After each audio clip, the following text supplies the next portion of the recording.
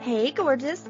Welcome to Season 3 of the Hormone P.U.Z.Z.L.E Podcast. I'm your host, Coach Kayla Smith, CEO of the Hormone P.U.Z.Z.L Society, a women's health hub for fertility, hormones, and pregnancy, an integrative, holistic nutritionist, doctor of natural medicine and training, creator of the Hormone P.U.Z.Z.L method, an infertility warrior, two-time boy mom, and women's health expert. This podcast is for women struggling with infertility, painful periods, terrible PMS, or really just any symptoms of hormone imbalance that they are ready to eliminate for good. Tune in weekly as we interview amazing experts in the field of women's health, breaking down those hormone walls, nerding out on nutrition, and having way too much fun. Whether you're beginning your journey or you've been struggling for years, we're going to finally help you put those pieces of your hormone puzzle back together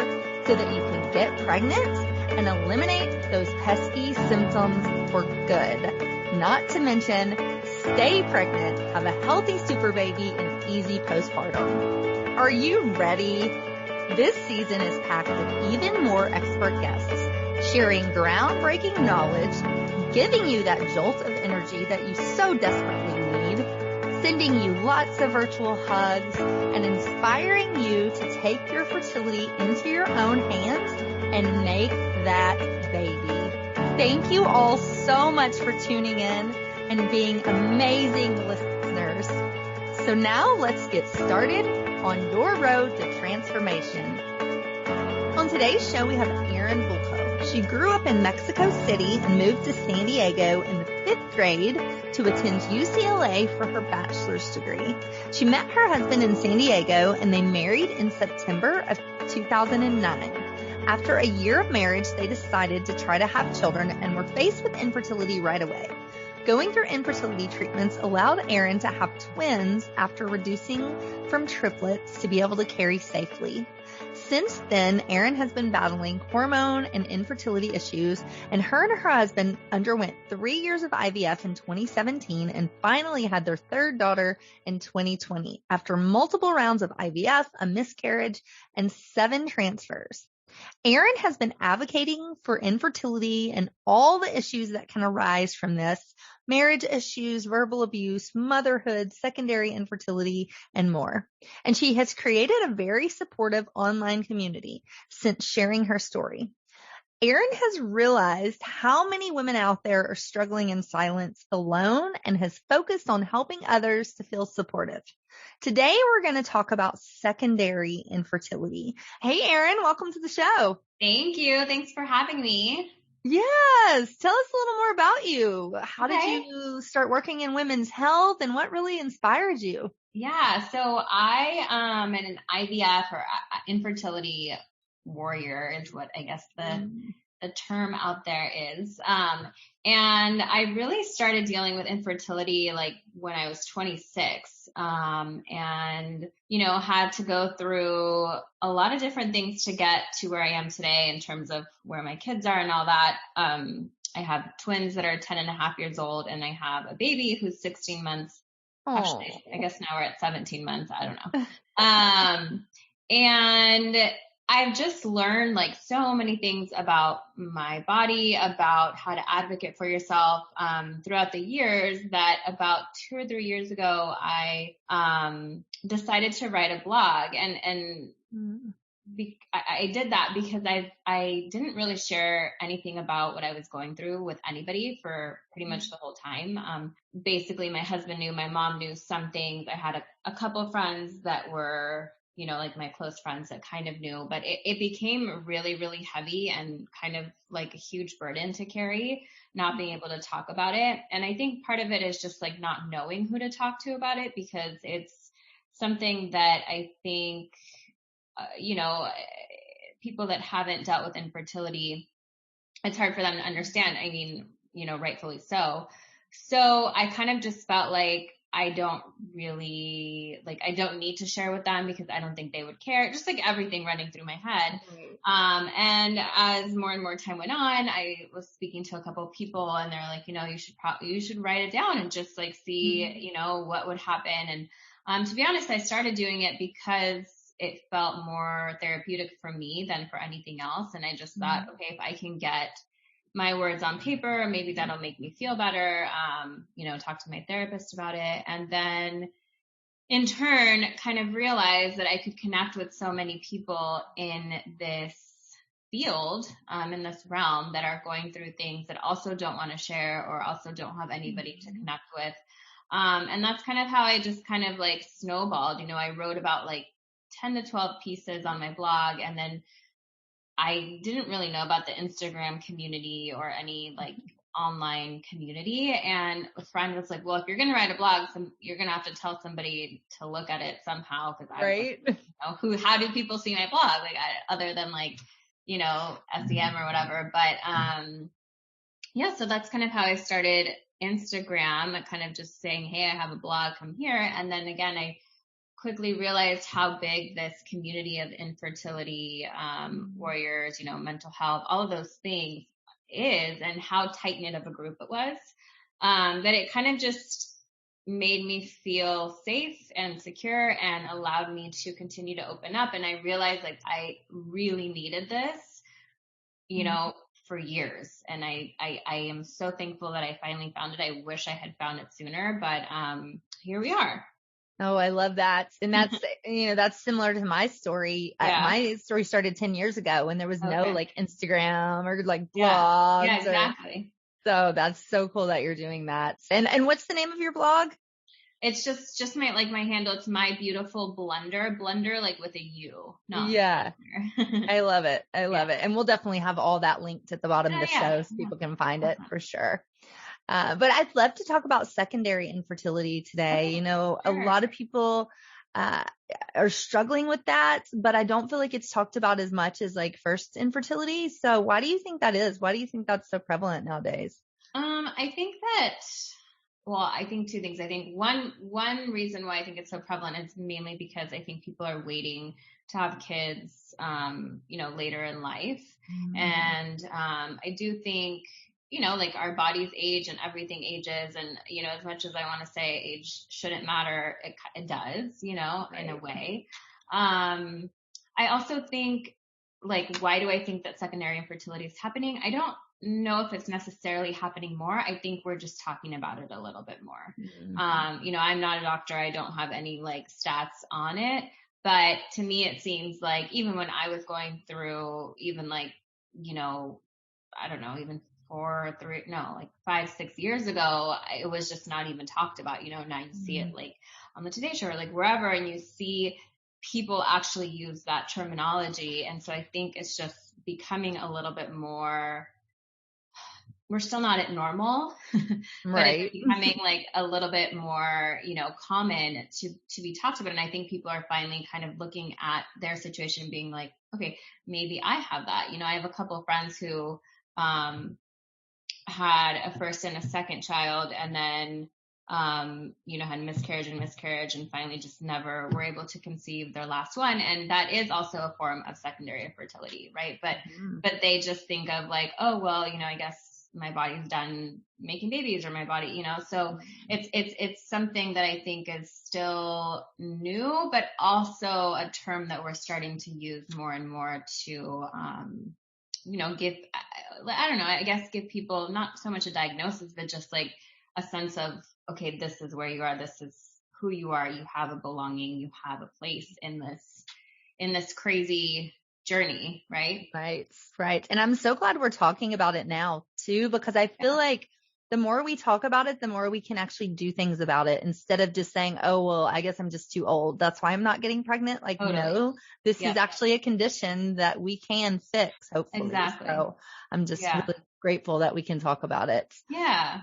Yeah. And so how do we navigate this? Do you have any tips for us on just kind of navigating the secondary fertility journey?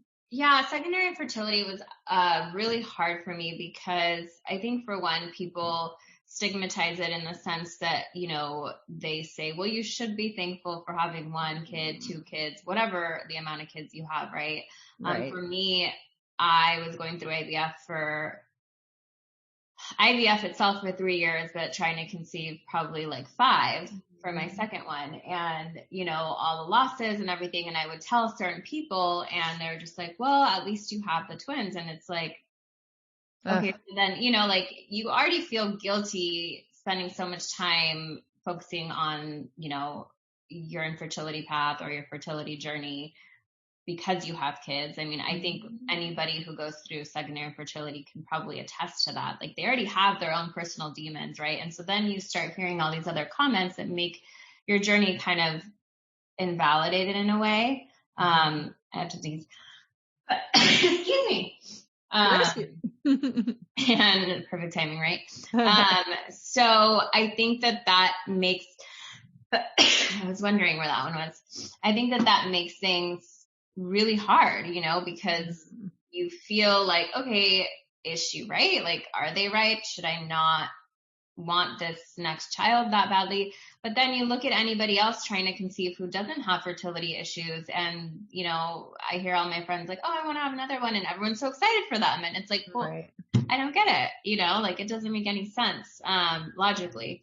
So I think the biggest tip from like my experience is trying to drown out all that noise, like all that extra chatter that, it's just not going to serve you well. It didn't for me, even though I think I let it in a little bit too much, but really listening to what your heart and your gut tells you. You know, like there may come a point when you've exhausted yourself and you really just can't keep going. By no means are you giving up. You just want to stop this part of your journey, and that's totally fair, right? But I think for people that want to keep going and keep going, like you have to listen to your gut. For me, it was always like, will I feel better stopping at this point, or will I feel better continuing to try? And for me, it was always the continuing to try. So that's kind of why I kept going for so long. But definitely you have to find people that are just there to support you. And whatever your journey looks like, are there to really like hold your hand through it and not make you feel like, you know, whatever your decision is wrong. For sure. And I feel like people mean well, but I think people who haven't gone through it just don't understand. And so they think they're helping, but they're actually not. So totally. Yeah. I agree. I know. I don't think anybody who said anything really was out to get me. It's just that like, at what point can you lead with an empathetic heart rather than trying to give unsolicited advice? Exactly.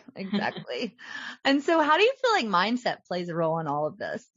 I think it's huge. I mean, I think like, you know, number one, understanding that you're human and that you can't always, you know, I struggle a lot with, little things like jinxing myself, you know? So I was always like, oh my gosh, if I littered or I threw a piece of trash on the floor, like I'm now that's it. Like I'm not going to get pregnant, you know, or like, during a transfer, if I got too excited, I got worried that now because I'm so excited, I'm going to jinx it, you know? So that was like a really big thing for me, is realizing that we're human and, you know, we are going to get stressed. Our minds are going to wander, but it's how you come back to, trying to control your mind, right? So like allowing for the space for it to happen.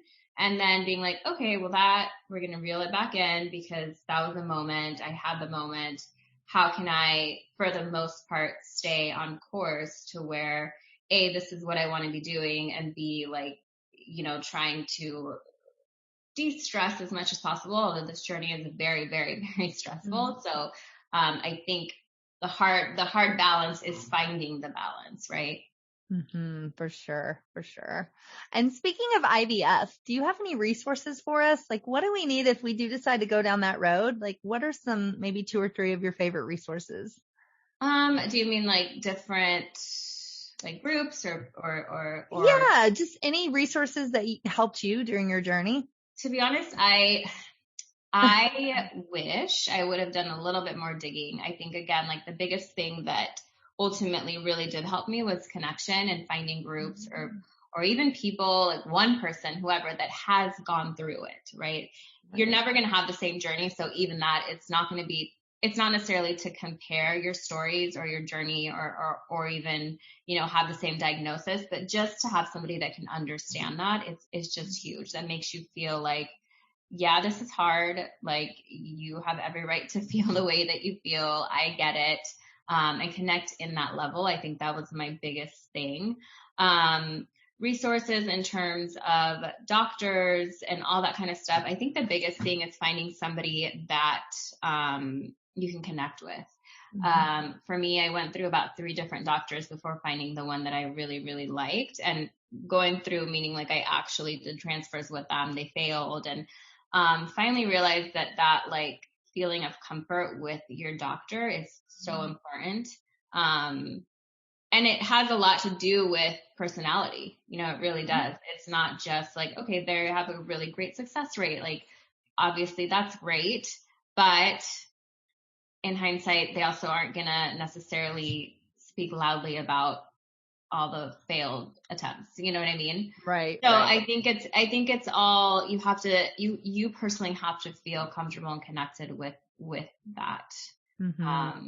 You know, and another, on that note, another great support, as I call it, is acupuncture. For me, I actually did acupuncture for weekly until my final, through my pregnancy. So I started about 2 years before the transfer that worked for me.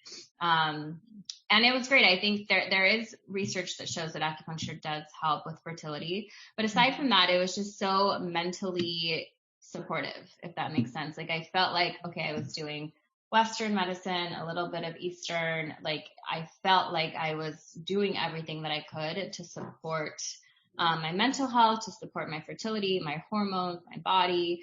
And I honestly, like, I actually still go now. You know, I still go like every couple weeks to support my body. But that was a huge, huge, huge thing for me.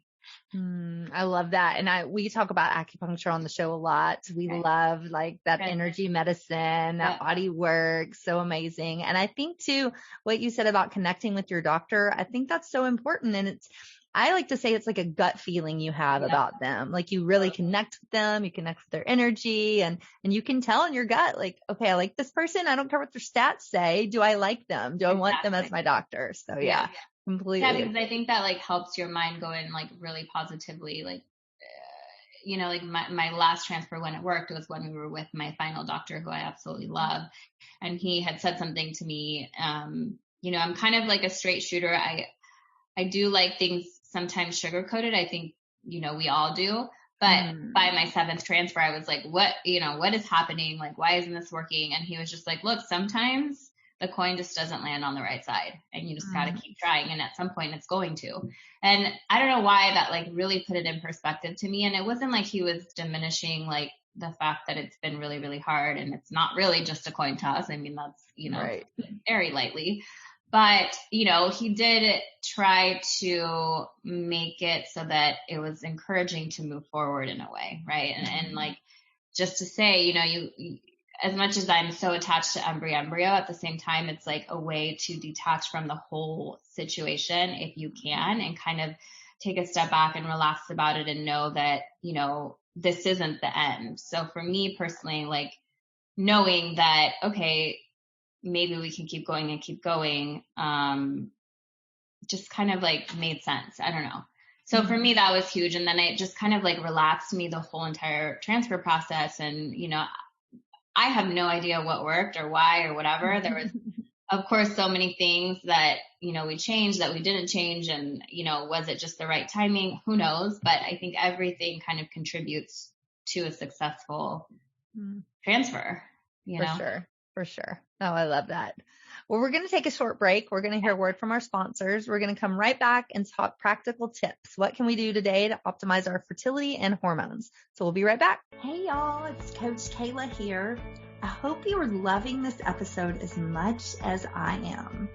We will be back in just a minute, but first, a word from our sponsors. Hey girl, hey! I am so excited to announce the release of my Puzzle Brew Fertility Tea and Yoni Steams.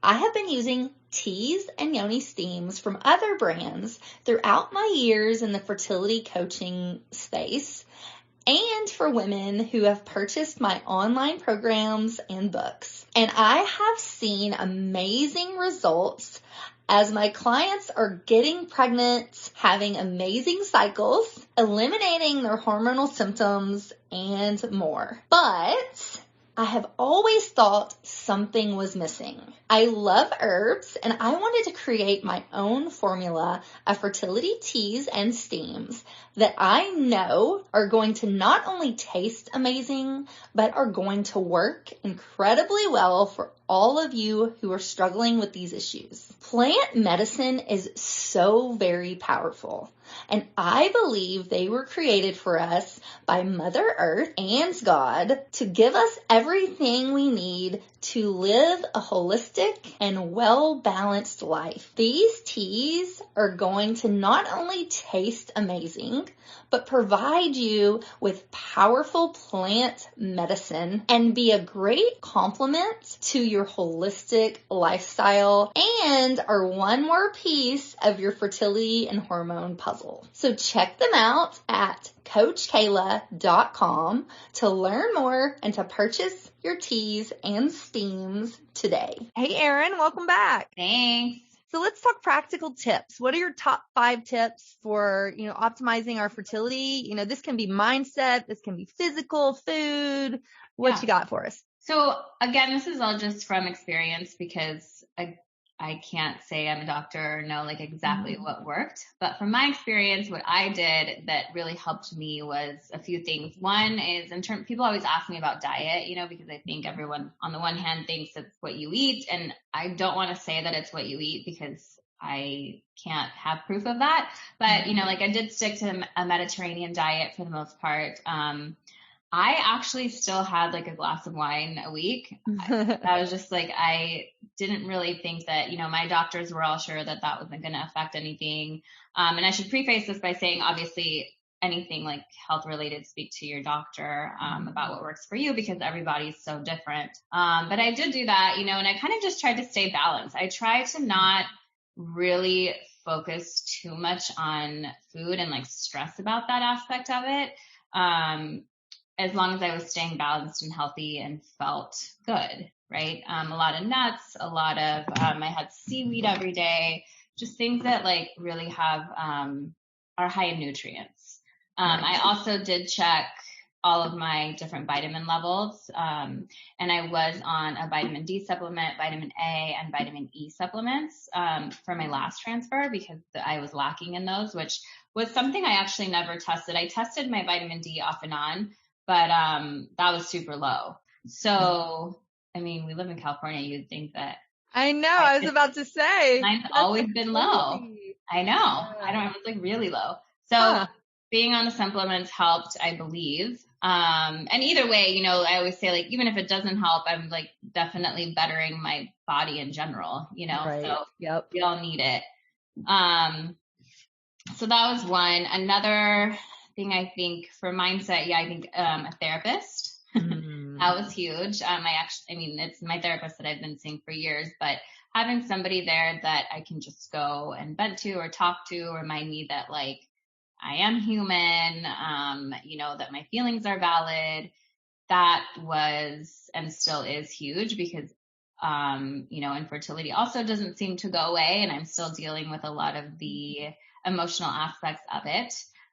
So that's been a huge help, and actually including my partner in a lot of that was really helpful too, so that he can kind of hear where I was emotionally, and so he could also talk about how he was feeling about it, because it really does affect both parties involved if there are two parties. That was a big deal. Another one for me was taking walks, making sure I got outside. I am a big exerciser. I do like to work out 5 times a week in the mornings, I set time for myself. But when you're going through all the fertility treatments, number one, you might just not feel up to it. Your body completely changes, which is something I didn't know was going to happen. And it kind of starts to affect your mind if you are that kind of a person, right? I'm not used to not getting up and doing something, whether it's yoga, run, whatever. And so it starts to affect you too, because then you see your body changing, and then also you see you aren't pregnant, you're not getting the results. So it's what am I doing? And I'm also not having this baby.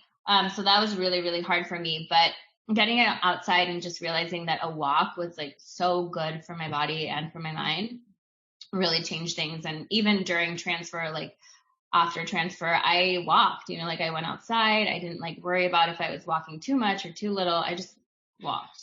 And I think that really, really helped the success of the final one, because before that I was like really paranoid. I was like, oh, I walked 20 minutes. Like I can't even walk to the kitchen to like make some food. Literally, that was my brain.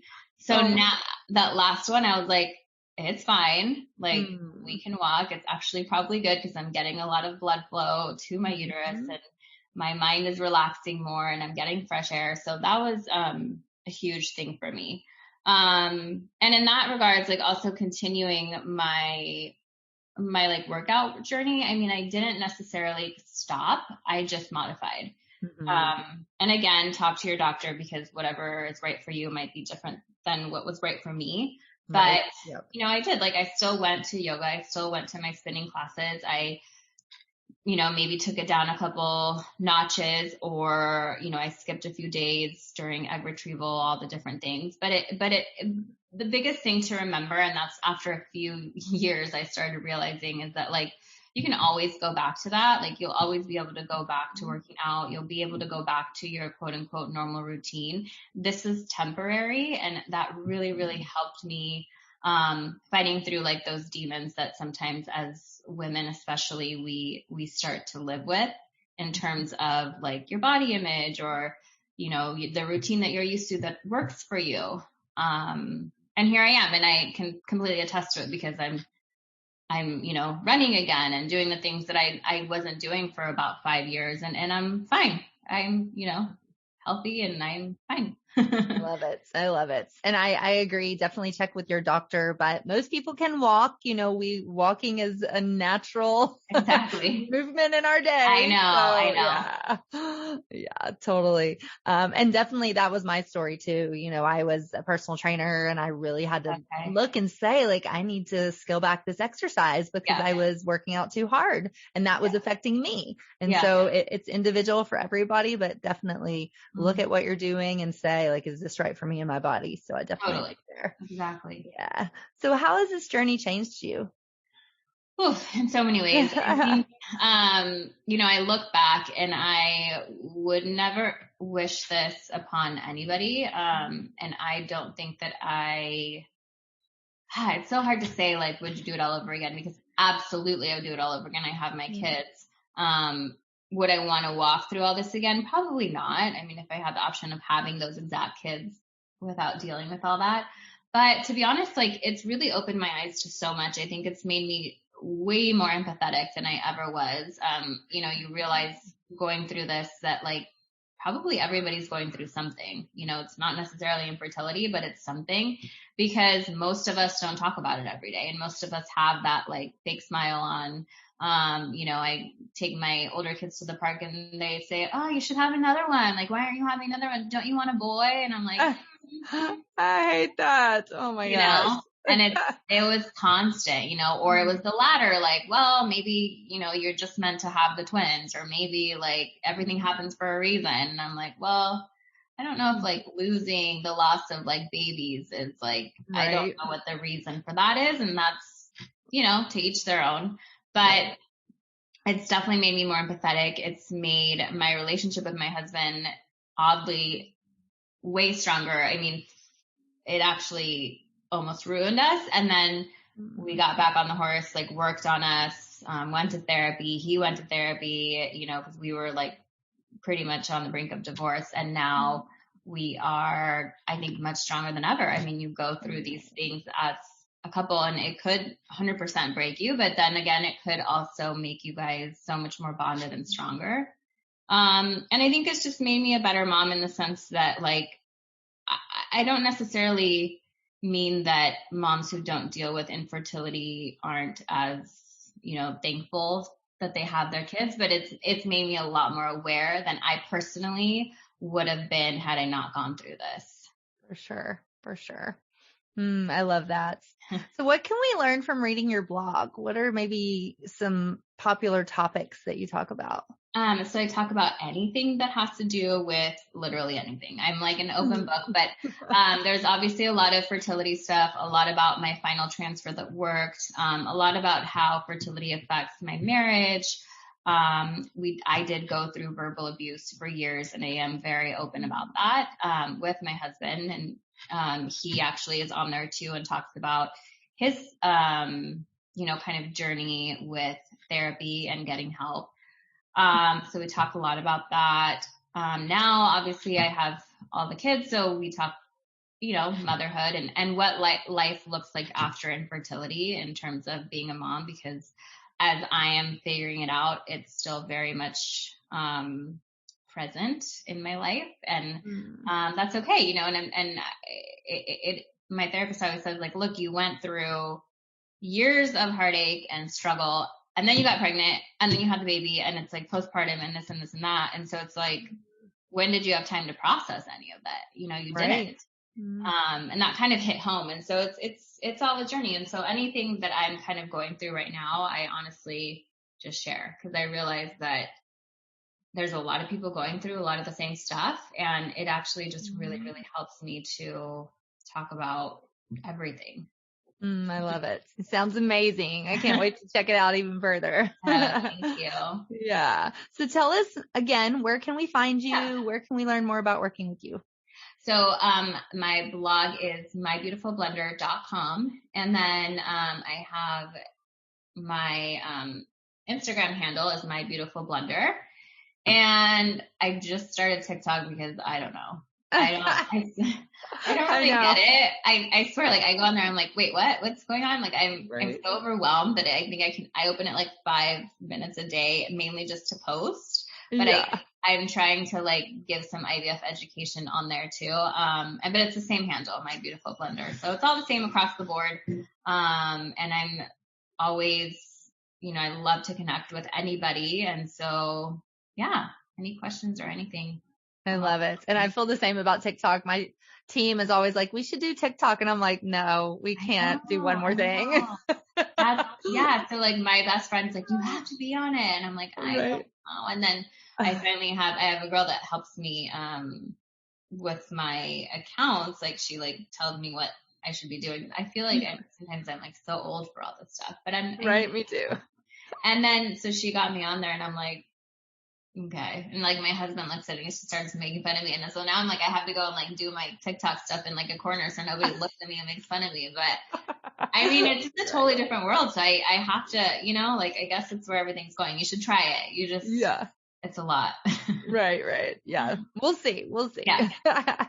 Well, I love it, Erin. It was so fun having you on the show. Thanks for having me. Yeah. Tell us any final thoughts, anything you want to leave us with? Maybe a word of encouragement? I think like, again, my biggest thing, like in any journey that is just to listen to your gut and trust your gut and know that like your story matters. Whatever you're going through doesn't need to affect anybody else. And so, drown out any noise. And if it's not serving you, like you really don't need it. I've lost some friends that gained really great ones. And I think that, there's people in your life that are there for a reason and a season. And that's kind of life, For sure. I love it. Well, again, thank you so much for being here. Thank you for having me. Yeah, and thank you ladies for listening to the Hormone Puzzle Podcast. Until next time, bye. Hey, hang on just 1 second before you go. I want to make sure that you are aware of all of the amazing free resources that I have for you on my website at CoachKayla.com. From a fertility meal plan, a cycle syncing quick start guide, a holistic healing cookbook, as well as master classes, blog posts by me and some amazing experts in the fields of fertility, hormones, and nutrition. So many wonderful resources that will help you on your journey.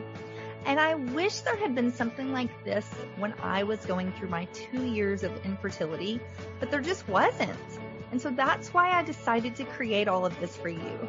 So make sure that you go and check it out and you take advantage of this plethora of support that I have provided for you. And spoiler alert, these were some of the same tricks and the same foods that I used to get myself pregnant, not once, but twice, even after my doctors said that I couldn't. So I know that these things work.